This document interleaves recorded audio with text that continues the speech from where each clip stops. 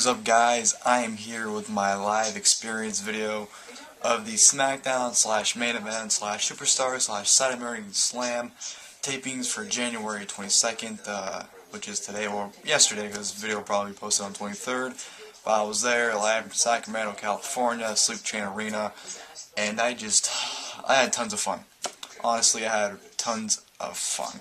Now, the show didn't start till 7. I probably got there around 5 o'clock. Because I want to get to the merch stand, because they have merch stands outside the arena now. I want to get there, and I want to get in line quickly, because last time I went there, I got there probably when an hour before, right when the doors opened, so an hour before the show started I got there, and I barely got in my seat before the show started, so I wanted to make sure that didn't happen again. So I got there, got inside, and got situated, and enjoyed the show. Now, first thing I got to show you guys is the stuff I got in the good old CM Punk drawstring bag. Well, first thing you guys can probably tell, I got the CM Punk Knees to Faces t-shirt. This is like, honestly, this is like my 7th, or this is either my 6th or 7th CM Punk shirt. My shirts are badass, people, alright? Other things I've got at the show were, well, I didn't get this, but it is my tickets for the show, right there. Those are my tickets. Great seats, by the way.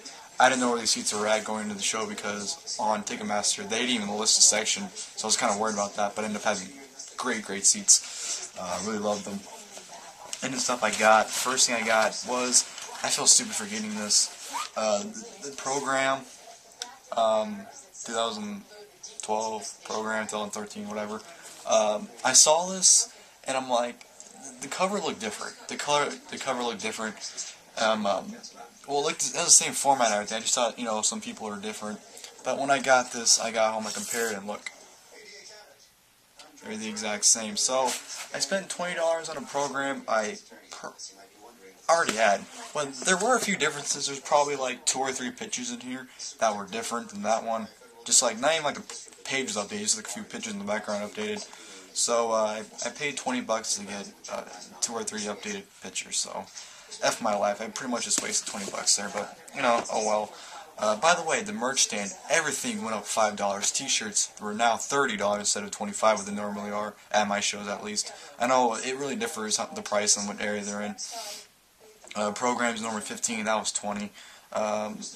The autograph mats, usually $15, now they're $20. Everything went up $5, I was pissed about that. But some other things I only got 2 more things in here. Next thing I got is the Ryback armband. Ryback is awesome, I don't care what anyone says. Let's open this bad boy up live in my video. Ryback's awesome, I don't care what anyone says. And there we go, just like the next armband, but you got a big old R instead of the big old N. So that's cool, that's Ryback's the man. And speaking of Ryback, another thing I got was the Ryback t-shirt, the Feed Me More. I had the sweatshirt of this, and I decided to get the whole package and get the t-shirt. So now I have a Ryback shirt, Ryback jacket, and a Ryback armband. So I'm all set. All I need is a Ryback hat, and I am good. And they did have those, by the way, but I'm not going to spend $25 for a hat, people. It's cheaper on WWEshop.com. But I was not going to. Why am I putting this in plastic for? I was not going to spend $25 on a hat. So therefore, I did not complete the Ryback package. Oh well. Anyways, overall show, like I said, so much fun. Seats were great. You'll probably see me on SmackDown for those who watch SmackDown, and hopefully main event. But it was tons of fun. Now, got to the seats, and it's right where, we go on where ringside's at, like when you go down the steps to the ringside floor. I'm literally pressed up against the wall. So it was just like great seats. I can't praise it enough. I really like those seats. But I got there, opening match, dark match, first dark match, because of course there's an opening dark match in any dark match. It was Oksana versus Caitlyn. I didn't really care for that match. Good thing is about seeing Caitlyn, if you don't like Caitlyn, you got problems. Caitlyn won with the spear, whatever, it was a short match. It was probably like 3 to 5 minutes long, nothing special there. And after the match, we moved on to the Superstars taping, which the first match was the Great Khali versus Epico. Yeah, the only thing I enjoyed seeing was Rosa dancing. Who doesn't enjoy Rosa? The match is whatever. I don't remember how long it was. It's probably like 5 minutes as well. Collie got the win. After the match, Primo got on the mic and said, "Hey, you can beat him, but can you beat me?" And then Primo gets in the ring, and Collie beats Primo. So yeah, whatever. Yeah, that was it for Superstars. Nothing special there. Next was main event, which if you guys do not know, I love main event, and I was really looking forward to main event. I was disappointed because they did not announce the main event match for this week, so I didn't know until the show started. But I was happy with the result, what match it was, because when I got there, when the show started off, that is, they had Ryback do an interview, and Ryback announced that it was going to be him versus Cesaro. Very, very pumped for that match, because I knew it was next. And it was kind of funny, because Matt Striker tried to joke with Ryback. He's like, "I don't think you're funny, blah, blah, blah." And Ryback's like, "I'm going to turn Cesaro from the Swiss Superman to the Swiss cheese." And he's like, "That was a joke." And he's like, "Oh, yeah," but that was a good segment. I like that. Match, Ryback and Cesaro. Good match. I actually really enjoyed that match. Just great back and forth action. Cesaro looked good against Ryback, and that's pretty hard to do. I'm not talking about like match-wise, but like the pose that he actually looked like a threat to him. It's like, wow. But like I said, it was competitive. I enjoyed it. It was probably like 10, 15 minutes long, I would say. Got pretty decent length, but just good match. Ryback won via countout. Cesaro. Earlier in the match, Cesaro he got knocked out of the ring, and Cesaro's like, whatever, count. Miz threw Cesaro back in the ring, and Ryback continued to beat the shit out of him. Hit the clothesline. Was setting up for shell shock, but Cesaro ran out of the ring and ran. So yeah, the match didn't count out there. Next match we had was the Usos versus Team Rhodes Scholars. I was kind of impressed with the Usos here. They actually dominated about 85% of this match. I was like, whoa. I actually thought they were going to win, to be honest. Rhodes Scholars got a promo saying how they're becoming the new tag team champions through a Rumble before the match. And of course, Rhodes Scholars ended up getting the win at the end when one of the Usos hit a Samoan drop on Sandow, and one of them tried to set up for the splash, but Rhodes knocked him down. And Sandow pinned him for the 1, 2, 3. So that was that there. Main event, good show, very, very solid show. I really enjoyed main event, the taping main event for this week. And then from there on, we went to Saturday Morning Slam, where I'm actually at the point where I'm like, okay, I'm getting kind of tired here, because, to be honest, it was, they taped 4 shows, and the first hour and a half, it was a 3.5 hour show. First hour and a half was taping of the 3 shows, and then the other 2 hours was for SmackDown. But let me go through my tweets here. I was tweeting through the show. Honestly forgot something. Well, I didn't forget about something. I'm trying to remember when something happened, because I don't want to get it. Okay, we're good. But Saturday Morning Slam comes across. I'm honestly tired. I've been sitting there for an hour already, and I'm just like, man, I'm really not into the show right now. It was a fun show and everything. I'm just got to the point where I'm like, I'm tired. I'm wore out. Can we just continue on? And then Saturday Morning Slam comes. It was a primetime players. It was Brodus Clay and Kofi Kingston. Yeah, that pretty much says what it's worth. They did have a thing where PTP was scared of Brodus, which I was really enjoying. I'm like, oh, that's awesome. PTP is gold. I don't care what anyone says. The entire time, Titus and his whistle, they're awesome. I don't care. If you don't like the primetime players, what's wrong with you? But they're awesome. Brodus and Kofi did end up getting the win. Whatever. And we had one more match for Saturday Morning Slam, and it was Kurt Hawkins sporting the new haircut. It actually looks kind of good with the haircut. I'm actually digging it. Versus Justin Gabriel. Good match. Good match. Kurt Hawkins got some offense, which I was kind of surprised by, because usually with Kurt Hawkins, I'm a Kurt Hawkins fan. I think he's really good. I think he's better than Ryder. But with Kurt Hawkins, it's like he's probably getting his ass kicked. But it was a good competitive match. I thought it was it was good. It was only like 5 minutes long, but it was still a very, very good match. Gabriel got the win, of course. And with the 450, they had actually a really nice camera view where the cameraman was like up and close as Gabriel was falling down. It was a really cool thing right there. But Gabriel got the win, and that was it for Saturday Morning Slam. Then we go on to SmackDown, which everyone's been looking forward to. That's why everyone goes to SmackDown tapings to see SmackDown. We go to SmackDown. Hell No opens the show, and sorry, I'm looking at tweets right here. I don't want to forget things, so I'm going to pull up my SmackDown section of the tweets, just so I won't forget anything. But like I said, Hell No opened. They talked about how they're going to defeat Team Rhodes Scholars. Everyone thinks they went soft because their whole anger management thing, they're hugging it out and everything. and they're going to show on Sunday. They have not gone soft. They've actually gotten better. So they're going to kick Team Rhodes Scholar's ass. And then after that, Kane's like, I'm going to win the Royal Rumble. And Braun's like, wait a minute. I'm going to win the Royal Rumble. And they're just going back and forth, back and forth. And then the Big Show comes out and tells him that it doesn't matter who wins the Royal Rumble because he's going to become the new World Heavyweight Champion.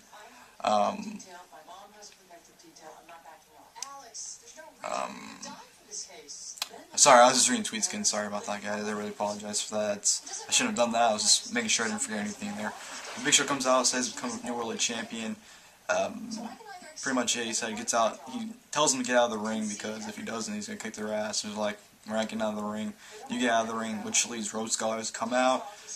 Sandow tells Big Show like, hey, there's after the Rumble, me, you, and Cody will be champions after the Rumble. They're gonna be tag champs, they'll be the world champ, and they should form an alliance. So, basically they have Big Show and Team Rhodes Scholars teaming against Team Hell No, so basically gonna jump him. And now comes Del Rio to even the odds, and they're standing off, ready to fight, and of course Booker T comes about, and he says that the main event's gonna be a 6-man tag team match, and it will not just be a tag team match; it'll be a 6-man elimination tag team match. So that'd be good there. So that sets up for the main event, and then and then next we had Sheamus versus Wade Barrett. Just really good match. They actually had a match at the Raw I went to back in October, which is like weird. Like, whoa, I just saw these guys last show and I'm gonna see them again. That's weird. But good match, like I said. It went on solid 10 to 15 minutes. It was a really good match. Just back and forth action. Those guys are just awesome in the ring together. Sheamus did get the win with the bro kick, so he's getting momentum for the Royal Rumble, and just very solid good match. I liked it. I enjoyed it. Next we had Paul Heyman and CM Punk backstage. You couldn't hear what they were saying because I guess the audio was fucking up and everyone was like booing Punk anyways. I wasn't, but you couldn't really hear what they said. It was a short 30-second thing, so it went away real fast, so you didn't really have the chance to see what they were talking about. Next you had Natalya versus Rosa Mendes. Holy cow, Rosa Mendes. Man, I'm gonna say this. The match, everyone was dead for this match. It's not you can hear pins drop in the floor. But Rosa did a thing where she was standing over Natalya and she started dancing, and everyone popped huge for this. It was Rosa Mendes, man. If you don't like her, you got problems. You really do. But of course, when she's doing the dancing, Hornswoggle and Khali end up going primo on commentary during this match, by the way. And Hornswoggle on the announce table and started doing Rosa's dance, and Rosa's like, what are you doing, you little idiot? And then Natalya ended up rolling her down, put her in the sharpshooter, and she tapped out, so Natalya wins there. The end of the match, so no big deal. Next, we have CM Punk coming out with Paul E. Heyman. Punk kind of promo saying, at the Royal Rumble, he's going to defeat The Rock. Not CM Punk, he is CM Punk. He's going to defeat The Rock, he's going to retain the WWE Championship, he's going to prove that he is the best in the world, and he's going to prove tonight that he's not affiliated with the Shield. He calls the Shield out, gets a steel chair, he sits in the ring. He says, what, Shields, come out here, attack me, do your worst. And by the way, if you're watching SmackDown and you're watching this, you can actually probably see me in the corner, the left corner, by Punk just doing random shit. I was trolling Punk's promo. I was in the Knees of Faces shirt, so you can easily spot me just trolling Punk in the background. And then Shield comes out, and Roman Reigns walks, I'm right next to the freaking ramp where you come down to the ringside, so Roman Reigns walks right next to me, and I trolled Roman. I'm like, yo, I was just trolling Reigns, and hopefully they showed him coming down so you can see me trolling him. I'm pretty sure you guys can see me, so if you're watching SmackDown, please look out for that as well. Me trolling Roman Reigns as his way to the ring. So Shield goes around the ring, and Punk basically says, you know what, me being champion is justice, it's not injustice. If you guys attack me, then that'll be injustice. He basically talks his way out of getting his ass kicked by the Shield. The Shield basically understands what he's saying, and the Shield leave. And Punk saying that he is the greatest of all time. Out comes The Rock to a huge pop, and I gotta say, guys, I'm not a Rock fan, but Rock really does electrify the crowd. When Rock came out, I honestly, my heart almost, stopped. I couldn't even feel my heart beating, and I had, the urge to cry, because it was wow, he really does have that feeling. You know, Rock, he's one of those, he's probably the only person that can really do that to me right now. And I'm not even a fan of The Rock. And I'm sitting here saying that my heart stopped when I saw him, heard his music, and, you know, I almost had a tear in my eyes. Just, it was a moment that I really, really liked, you know. Just, it was one of those moments you'll forever keep in your life, because it was my first time ever seeing The Rock live, and, you know, me, being me, never thought I'd see him live, so that was a very special moment to me. And like I said, I'm not even a fan of the guy, so it really shows how special it was. But The Rock comes out and says, Rumble, his time is up. What's going to happen? The Rock's going to lock him up to the rock bottom. He's going to put him up in the air, and time's going to freeze. And then when it's unfrozen, Rock will be the new WWE champion. And basically, you know, Punk really didn't say anything. He just sat there and just took whatever The Rock was saying. And The Rock left, and Punk got on the mic after that and said, he basically buried Sacramento. Said, oh, Sacramento, you like that? You smell The Rock's cooking Sacramento? Well, you know what The Rock's cooking? Garbage, just like Sacramento. He was basically burying us. Then The Rock came out again, and The Rock would come down to the ring, and Punk and Rock would then brawl, which would end up with Rock hitting a rock bottom on Punk. Not to get to 1, 2, 3, what the hell, it's not a match. Just hit the rock bottom on Punk, and walked off. So that was great. That segment from Punk coming out to, you know, Punk and rock bottom, that whole segment was probably like at least 30 minutes long. So it'll probably be cut on the live airing, but that was just great 30 minutes. I love that, the whole segment right there. Really, really good stuff. After that, Randy Orton versus Drew McIntyre from 3MB. Match ended real quick. It was probably about a minute because Jinder Mahal tried to interfere, and Orton ducked out of the way and ended up giving an RKO to all 3 members of 3MB. So nothing special there. Next match, Cesaro came out for commentary because it was Darren Young versus The Miz, and it's going to be Miz versus Cesaro for the U.S. title at Royal Rumble in the pre-show, so that should be good.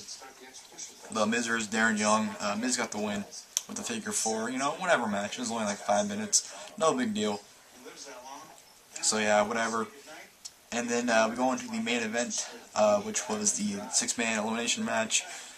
Team Hell No and Alberto Del Rio versus Team Road Scholars and Big Show. You know, match, it was okay. It was okay to good, I guess. It was honestly nothing special. Sandman got eliminated first. I don't know how he got eliminated. I just know he got pinned by Kane. Because at that time I was looking at the Tron, you know, trying to look at myself, like, hey, am I on TV? No? Okay. And I turned around and all I see is Sandown getting pinned, so I'm like, okay. Another thing, Kane and Big Show.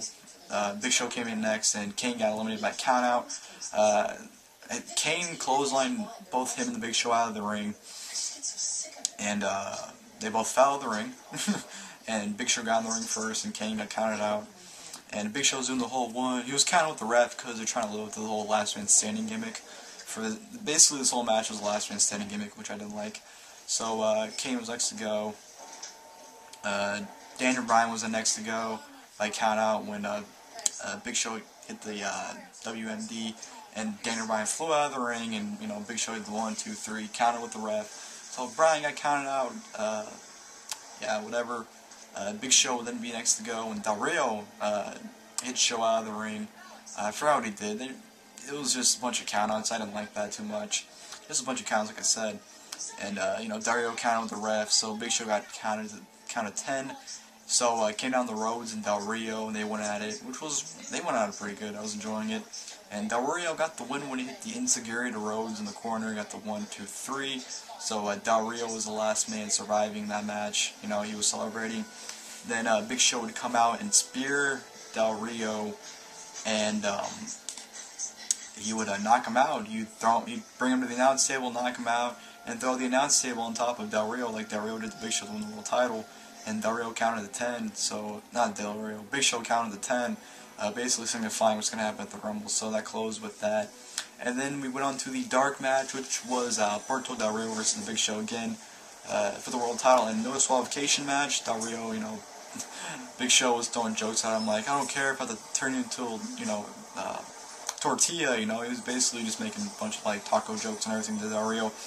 And the match was actually, it was pretty good. It was, like, 7 to 10 minutes. They got a pretty decent length time for a dark match, because dark matches usually go by really quick, so I was surprised by that. Del Rio brought a table in, he was set up in the corner, and basically speared himself into the table, and Dario was using the chair and Big Show. Basically they're just trying to torture each other throughout the entire match, and Dario would eventually win when he bulldogged Dario from the... I'm fucking up. I'm tired here, people, I'm sorry. When Dario bulldogged Big Show through the table at the second rope, there's 2 table spots, by the way, and pinned him at the 1, 2, 3 to retain the... And yeah, that's about it for the show. Like I said, overall I had tons of fun. Probably one of the best shows I've been to, just loads of fun. I don't think I was really bored. I was tired because, they taped 4 shows. It was a 3.5-hour show. So obviously there was points where I was just tired and really didn't care for points. But just great show, and I had tons of fun. And there's something else I have. I got a cup, the collector's cup. By the way, man, they're charging $8.50 for that cup. And usually it's like, I think it was $7.50, so they had another $1. I'm gonna go get that cup. I'm gonna show you guys. It's pretty badass. Alright, here's a new cup. It looks just like the program. It just looks cool. There. Not really much to it, but like I said, overall I had tons of fun. Hopefully they come back soon. The last show was 3 months ago, so they came out really quick. But just tons of fun. When you go to a show, it's always fun, guys. But that's it for the video. Hope you guys enjoyed. And I'm out, guys. Thank you for watching the video.